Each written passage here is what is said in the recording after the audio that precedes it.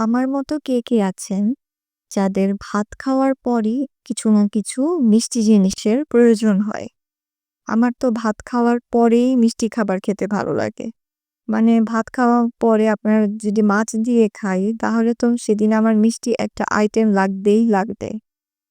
আমি প্রায়ই আমার আম্মুর রেসিপি আ মাঝে মাঝে বলি আপনাদের পাপড়ি বানাই, সেটা বানাই। বাট সেদিন আম্মু আমাকে বলল যে, "আচ্ছা আজকে পাপড়ি বানাতে হবে না। তুমি একটা কাজ করো। তুমি বেসনের হালুয়া বানাও।" বেসনের হালুয়া বানানো একদম ইজি অ্যান্ড সবচেয়ে বড় কথা কম সময়ের মধ্যেই এটা হয়ে যায়। তাই আম্মুর কথা শুনে আম্মু বলে দিল, "এভাবে করো গিয়ে যাও।" আমিও আম্মুর কথা মতো হালুয়া বানানো শুরু করে দিলাম। দেখেন হালুয়াটা কত সুন্দর হয়েছে। সাথে দিয়ে দিলাম কনডেন্স মিল্ক। আর ঘি তো দিছি। বাপরে! এত মজা হয়েছে। আসলে বুটের হালুয়া খাই তো সবসময়।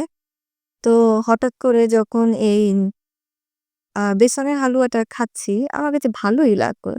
আপনার কিছুটা বুটের হালুয়ার মতোই আমার কাছে লাগে।